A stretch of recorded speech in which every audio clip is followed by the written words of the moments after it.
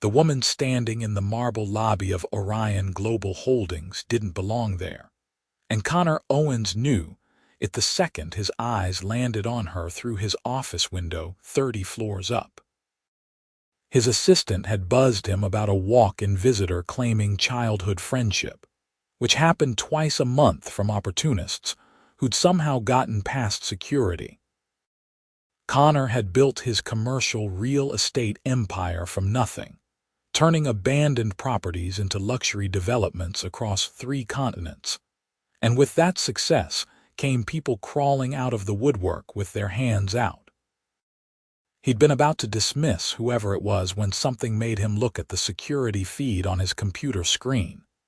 The camera showed her from above, her dark hair pulled into a messy ponytail, wearing jeans and a sweater that had seen better days. She clutched a worn backpack and kept glancing around like she might bolt at any second. There was something familiar in the way she shifted her weight from foot to foot, a nervous habit that tugged at memories he'd buried under years of 70-hour work weeks and business acquisitions. Connor grabbed his phone and called down to the front desk himself. "Send her up." His assistant Rachel looked startled when he strode past her desk. "Sir, I can handle this. She doesn't have an appointment." "I know. Conference room 2, bring water, not coffee." He paced in the glass-walled conference room, straightening his tie twice before forcing himself to stop. Through the windows, the city stretched out below, glittering proof of how far he'd come from the run-down neighborhood where he'd grown up. His reflection in the glass showed a man who looked older than his 32 years, with sharp eyes that had seen too many contracts and not enough sunlight. The door opened, and when she walked in, 20 years collapsed between them like a bridge falling. "Connor." Her voice cracked on his name, and suddenly he was 12 years old again, climbing the oak tree behind the elementary school while she stood below, insisting she could make it to the top branch faster than him. Piper Campbell. It came out rougher than he intended. She'd changed, of course she had, but those eyes were the same bright green that had looked at him with unwavering loyalty when they were kids. They'd been inseparable once, 2 scholarship students at a private school where neither of them quite fit in. She'd moved away the summer before high school, and he'd lost track of her in the chaos of his teenage years working 3 jobs to help his mom pay rent. "You remember?" She smiled, but it didn't quite reach her eyes. "I wasn't sure you would. You're kind of a big deal now. Sit down." He pulled out a chair, suddenly aware of how corporate the gesture seemed. "What are you doing in Seattle? Last I heard you were heading to college in California." She sat, setting her backpack carefully on the floor. I did. Got my degree in architecture, actually. Worked for a firm in San Diego for a while. And now," the smile faded completely. "Now I'm back because my mom got sick. Lung cancer. She's at Seattle General, and the treatments are expensive even with insurance. I've been working as a freelance draftsman, picking up whatever projects I can find, but it's not enough." Connor felt something twist in his chest. He'd met her mother once, a kind woman who'd packed extra sandwiches in Piper's lunch because she'd somehow known his own lunch bag was always light. "I'm sorry. How bad is it?" "Stage 3. But the doctors say if we can afford the new immunotherapy treatments, her chances improve significantly." Piper's hands twisted in her lap. "I know this is weird, showing up here after all these years. I tried calling first, but your office said you don't take personal calls. I wouldn't have come if I wasn't desperate. You need money." "A loan," she corrected quickly, her cheeks flushing. "I'll pay you back every cent. I just need help covering the next 6 months of treatment while I get my freelance business more stable. I've already sold everything I own of value, and I've applied for grants, but the process takes forever, and my mom doesn't have forever." Connor stood and walked to the window, his mind already calculating numbers. He could write her a check right now that would seem like pocket change to him, but would change everything for her. The old Connor, the kid who'd shared his last dollar with her to buy ice cream on the last day of 6th grade, wanted to do exactly that. But he'd learned the hard way that money changed things, especially between people who'd once mattered to each other. He'd lost count of the friendships that had soured over loans and investments and expectations. "I have a different proposal," he said slowly, turning back to face her. "You said you're working as a freelance draftsman," she nodded, confusion crossing her face. "I'm developing a new property downtown, converting an old warehouse district into mixed-use residential and commercial space. My architecture team quit last week. Creative differences with my project manager. I need someone who can take over immediately, someone with vision who understands that these buildings have history worth preserving. Connor, I appreciate what you're trying to do, but I can't accept charity disguised as a job. It's not charity. I'm serious about needing an architect, and I'm offering you a 6-month contract at market rate. You'll earn every dollar, I promise you that. My project manager is notorious for being difficult, and this timeline is brutal. If you can deliver what I need, you'll have more than enough to cover your mother's treatments." Piper studied him for a long moment, and he could see the pride warring with desperation in her eyes. Finally, she nodded. "Okay, but I want a real contract with deliverables and deadlines. No special treatment because we used to be friends. Deal." He extended his hand, and when she shook it, her grip was firm despite the slight tremble in her fingers. "Can you start Monday?" "I can start tomorrow," he almost smiled. That was the Piper he remembered, never backing down from a challenge. "Tomorrow works.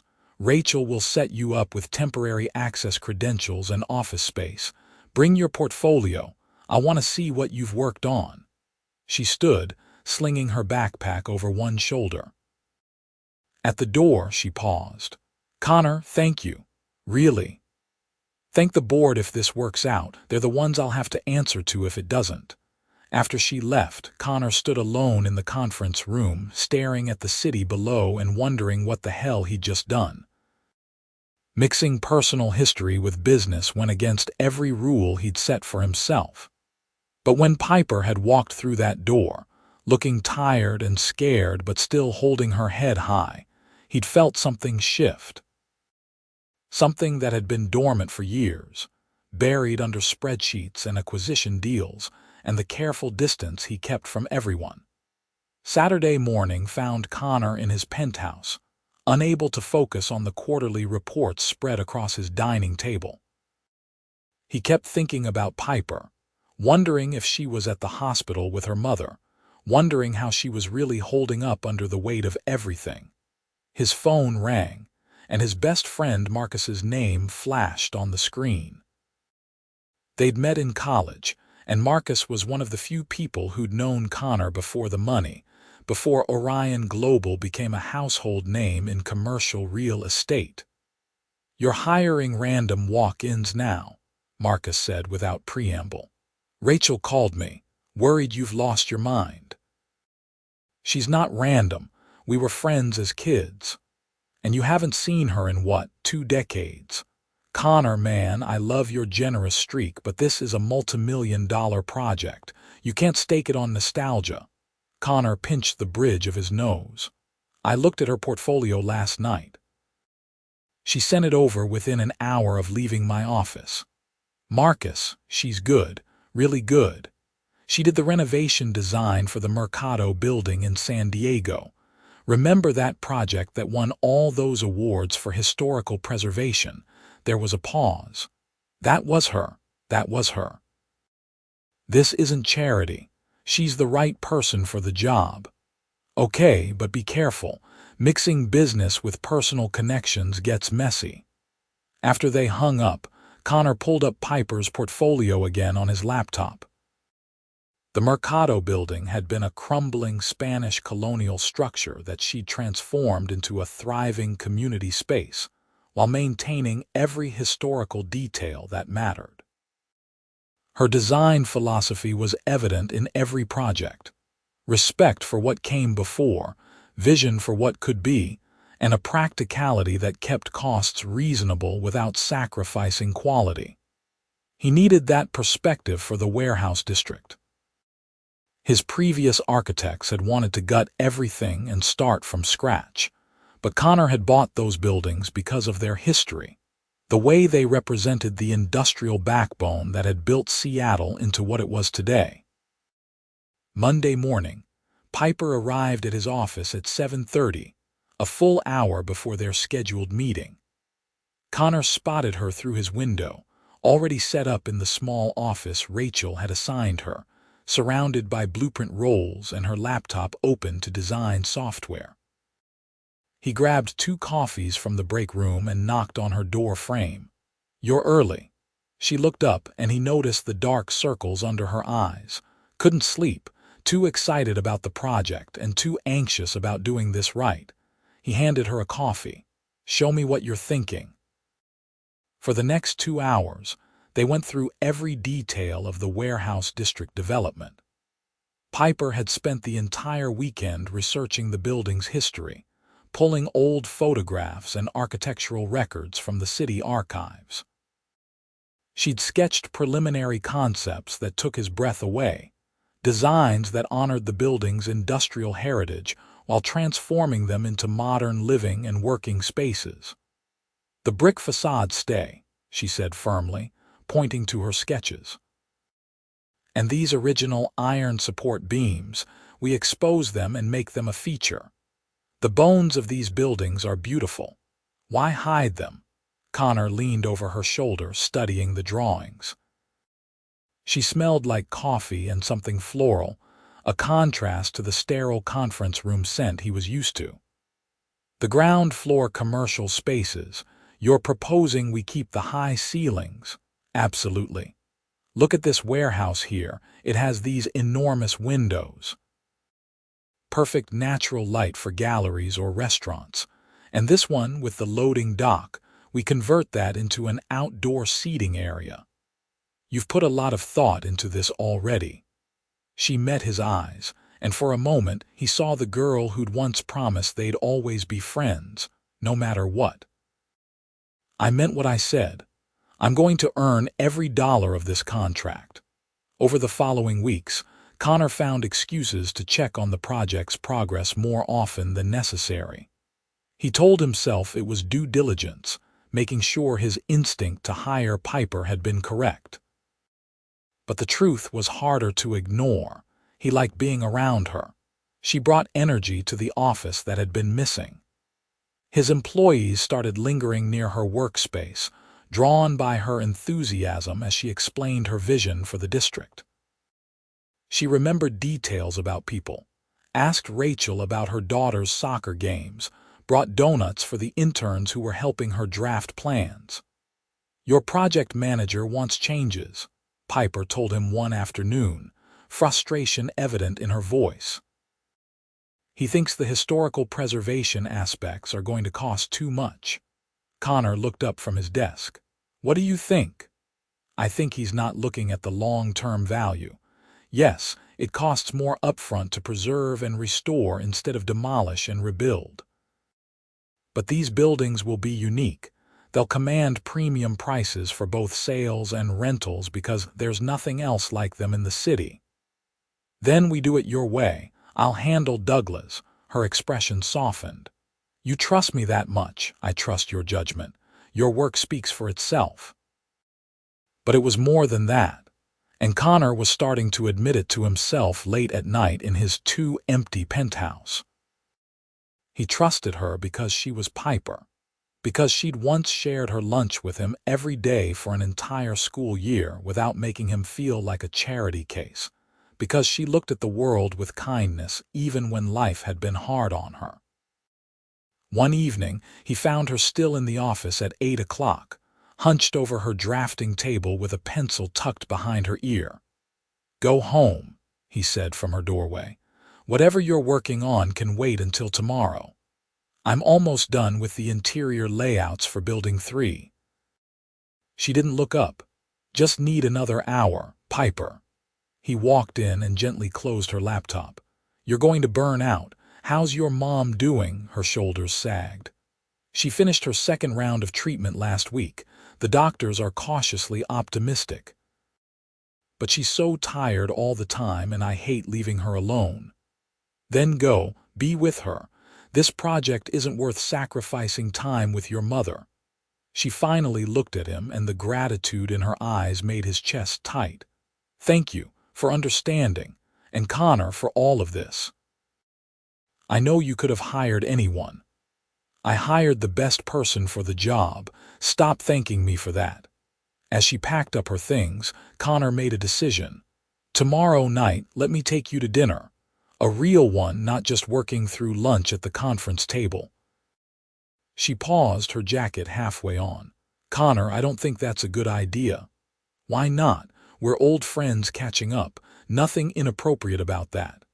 "Because you're my boss right now and because I can't afford to complicate this. I need this job too much." He should have backed off, but something made him push. "What if I promise it stays completely professional? Consider it a working dinner. We can discuss the project timeline." She studied him with those two perceptive eyes, and he wondered what she saw. "Fine, but somewhere casual. I don't own anything fancy enough for the places you probably eat at."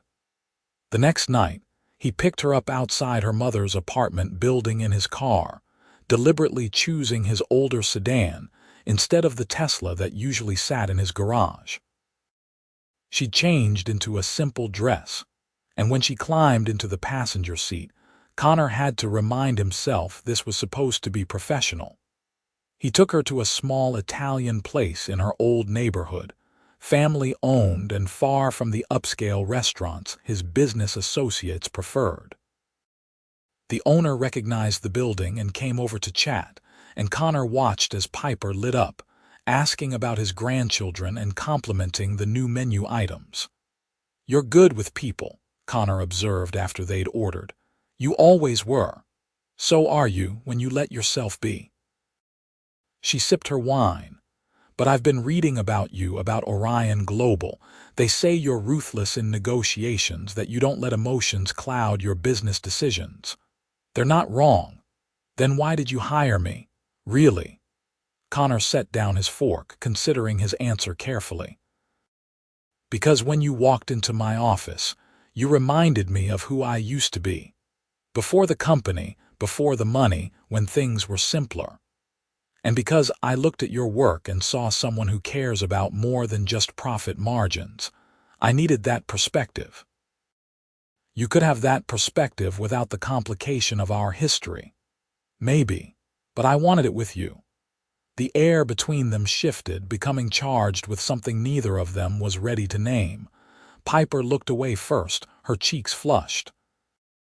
"Tell me about growing up," she said, changing the subject. "After I moved away, did you stay in the neighborhood?" He told her about the years after she'd left, working construction in the summers to save for college, getting a business degree on scholarships and loans, starting his first real estate flip with money borrowed from Marcus's family. He'd taken a gutted apartment building and turned it into something beautiful, sold it for 3 times what he'd paid, and never looked back. "You built something incredible," Piper said softly. "Your mom would be so proud." Connor's throat tightened. His mother had died 5 years ago, just as Orion Global was really taking off. "I hope so. She never got to see most of it. Worked herself to death at 3 jobs to keep me fed and in school." Piper reached across the table and took his hand, a simple gesture of comfort that sent warmth spreading through his chest. She knew. Parents always know. He turned his hand over, lacing his fingers through hers, and neither of them pulled away. They sat like that, hands intertwined on the checkered tablecloth, while the restaurant bustled around them, and something profound settled between them. After that night, Their relationship shifted into territory that Connor knew he should avoid but couldn't seem to resist. They still maintained professionalism at the office, but he started finding reasons to drive her home after late work sessions, stopping for coffee or dinner along the way. She told him about her years in San Diego, the relationships that hadn't worked out because she'd always felt like something was missing, the homesickness that had never quite faded. "I loved the work," she admitted one night as they walked along the waterfront after dinner. "But it never felt like home. Seattle does, even though I was only here until I was 13. "That's when you figure out who you are, I think," Connor said. "Those childhood years, they shape everything that comes after. You ever think about those days? Elementary school, middle school, all of that. More lately than I have in years." He stopped walking, turning to face her. The city lights reflected off the water behind her. "You were my best friend, Piper. My only real friend, if I'm being honest. Everyone else treated me like the poor kid who didn't belong. You just treated me like Connor. You were easy to be friends with. You made me laugh, you stood up for me when the popular girls were mean, and you always shared your ideas about what we'd do when we grew up. I remember telling you I was going to own buildings one day, plural." She smiled. "You said you'd own 100 buildings and I could design them all. Still holding you to that, Campbell." Something flickered in her eyes, something warm and dangerous and full of possibility. "Connor, what are we doing?" "What do you mean, this?" "These dinners, the long conversations, the way you look at me sometimes like I'm not just your employee." He should have deflected, should have stepped back and re-established professional boundaries. Instead, he closed the distance between them, stopping just short of touching her. "I'm trying very hard not to complicate your life when you have enough to deal with. But if you're asking if I feel something beyond friendship, beyond a working relationship, then yes, I do." "I can't afford to feel that back," she whispered. "I need this job. My mom needs me to keep this job. Your job is safe regardless of what happens between us. I give you my word on that." "Connor, you can't promise that. If things went wrong, if we tried something and it fell apart, how could we possibly keep working together?" She was right, and he knew it. But standing there with her, the lights of the city surrounding them and years of loneliness suddenly feeling too heavy to bear alone, Connor couldn't bring himself to walk away. "Then we're careful," he said. "We take this slow, we keep it between us until we're sure, and we don't let it affect the project. Can you do that?" Piper searched his face for a long moment. Then she nodded, and when he kissed her, it felt like coming home after a very long journey. The next few weeks were a careful dance of professional distance at work and stolen moments of intimacy outside the office. Connor had never been good at relationships, too focused on building his empire to make space for someone else. But with Piper, everything felt natural. She understood the demands of his work because she was equally passionate about her own. They'd spend late evenings reviewing project plans, and somehow her hand would end up in his, their heads bent together over blueprints while the office emptied around them. He met her mother on a Saturday afternoon, visiting the small apartment where Piper had moved them both after returning to Seattle. Helen Campbell was frail but sharp, her eyes missing nothing as she watched Connor interact with her daughter. "You're the CEO," Helen said bluntly. "The one giving Piper this opportunity." "Mom," Piper protested, but Connor shook his head. "I am, and she's earning every opportunity by being exceptional at what she does." Helen studied him for a moment longer, then smiled. "I remember you, the boy who climbed trees with my daughter. You had scraped knees and big dreams. The knees have healed. Some of the dreams came true." "The important ones?" Helen asked, and Connor felt the weight of her real question. She was asking about her daughter, about his intentions, about whether he was worthy of the girl who'd once been his entire world. "I'm working on those," he said honestly. "But yes, I think so." After that visit, Helen became his unexpected ally. She'd call Connor directly when Piper was working too hard, when she needed someone to tell her to take a break. He started having meals delivered to their apartment, nutritious options that would help Helen maintain her strength during treatment without being obvious about the gesture. "You don't have to do all this," Piper told him one evening as they reviewed her latest designs. "The job is enough. It's not charity, and it's not because I think you need rescuing. I'm doing it because I care about you both and I have resources that can help. Let me use them." She was quiet for a moment, then kissed his cheek. "Thank you. And Connor, I'm falling in love with you. I probably shouldn't say that, it's too soon, and we're supposed to be taking this slow. But it's true." Connor set down the blueprints he'd been holding and pulled her into his lap. "It's not too soon. I think I started falling for you again the second you walked into my conference room. Maybe before that, maybe I never really stopped from when we were kids. We didn't know what love was when we were kids. No, but we knew friendship, loyalty, trust. Those are pretty good foundations, don't you think?" She kissed him properly then, and the project timeline discussion was forgotten for a while. But their careful balance was disrupted when Douglas, Connor's project manager, started making noise about Piper's role. He called a meeting with the board, questioning her qualifications and suggesting that Connor had made an emotional hiring decision that was putting the project at risk. Connor sat through the presentation, his jaw tight, watching Douglas tear apart Piper's designs with criticisms that were clearly personal rather than professional.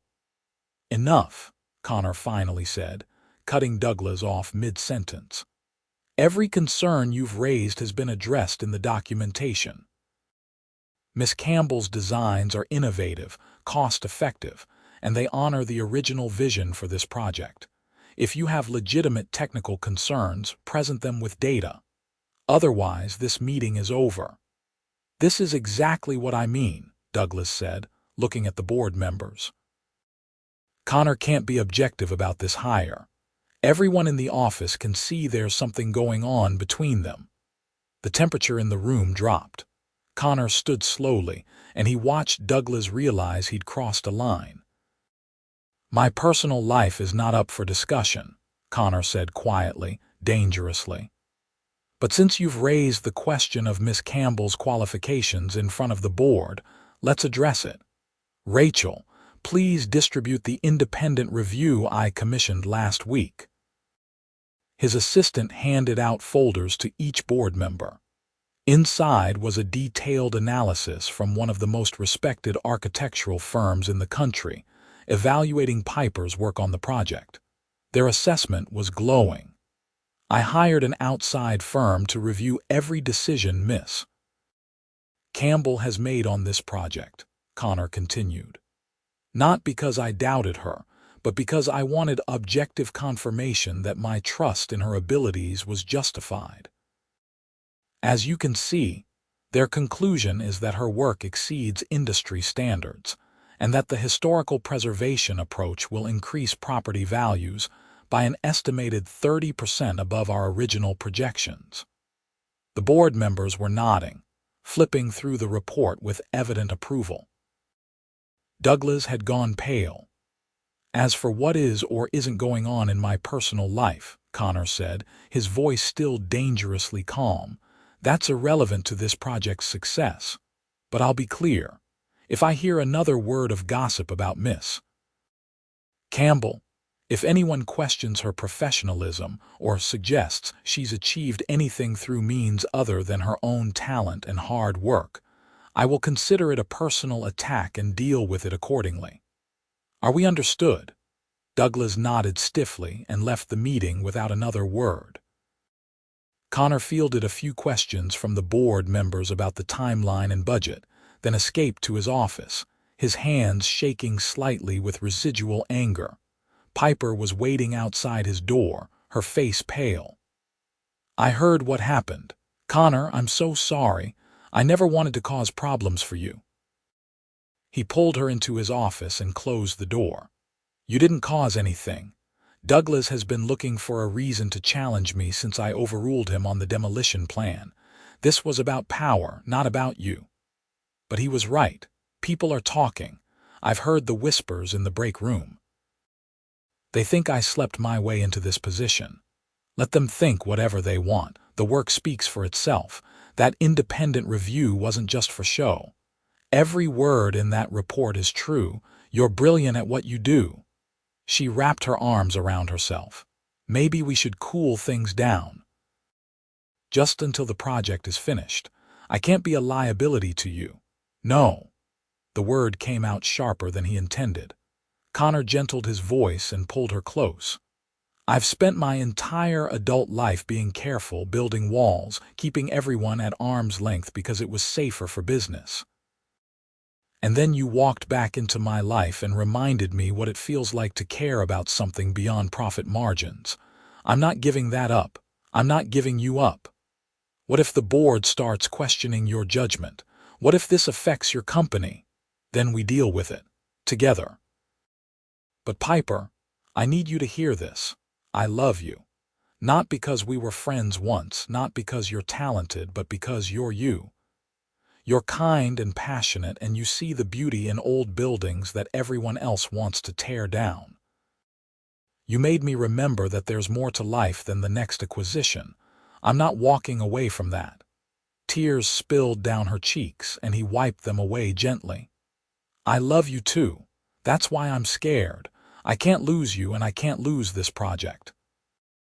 My mom's treatment is working, and if I lose the income..." "You won't.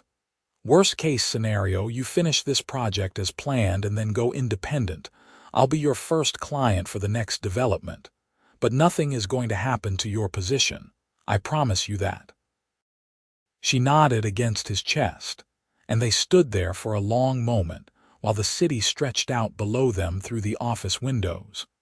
The project moved forward without further interference from Douglas. In fact, he submitted his resignation 2 weeks later, citing a better opportunity in another city. Connor suspected the man had simply realized he couldn't win a fight against both Connor's determination and Piper's undeniable talent. With Douglas gone, the workplace tension eased. Piper's designs moved into the construction phase, and Connor watched with pride as the warehouses began their transformation. She'd been right about everything, from the exposed brick to the preserved iron beams to the way natural light flooded the commercial spaces. Helen's health continued to improve, reaching a point where her doctors were using words like remission and remarkable recovery. Piper bloomed with relief, the constant worry that had shadowed her finally lifting. One evening, 6 months after she'd first walked back into his life, Connor took her to the warehouse district at sunset. Construction crews had left for the day, and the buildings stood silent and half-transformed, caught between their industrial past and residential future. "This is what you envisioned," he said, watching her eyes take in the exposed beams and soaring ceilings. "You brought these buildings back to life. We did it together. Your faith in the vision made it possible." Connor pulled a small box from his pocket, his heart hammering harder than it had during any business negotiation. "I've been thinking about something. Do you remember what we promised each other that last day of 6th grade before you moved away?" Piper's eyes had fixed on the box. "We promised to always be friends. And we also promised that if we ever met again when we were grown up, we'd pick up right where we left off, like no time had passed at all. I remember." Her voice was barely a whisper. "Well, I think we've done that. But I want to modify the terms of our agreement." He opened the box, revealing a diamond ring that caught the setting sun. "I want to promise you forever, Piper. I want to wake up every morning with you, build a life together, maybe design that 100 buildings you mentioned. Will you marry me?" She was crying and laughing at the same time, nodding before she could get the words out. "Yes. God, yes. Connor, I fell in love with you when I was 11 years old and you gave me your jacket when it started raining at recess. I fell in love with you again when you believed in me enough to take a chance on an unemployed architect with nothing but a backpack and desperation. Yes, I'll marry you." He slipped the ring on her finger and kissed her there in the half-finished warehouse, surrounded by the ghosts of what had been and the promise of what was to come. They married 6 months later in a small ceremony at the now completed warehouse district, in the building that had been the first to undergo transformation. Helen was there, healthy and beaming, walking her daughter down the makeshift aisle between exposed brick walls and industrial lighting fixtures. Marcus stood as Connor's best man, making jokes about how he'd known this was coming from the first week. Piper wore a simple white dress that made Connor's breath catch, and when they exchanged vows in front of their friends and family, he felt the last piece of himself that he'd kept carefully locked away finally open up. "I promise to support your dreams," he said, holding her hands. "To never let business come before us, to spend every day earning the gift of your love. I promise to remind you to slow down," she said, smiling through tears. "To drag you away from work for dinner dates and walks by the water.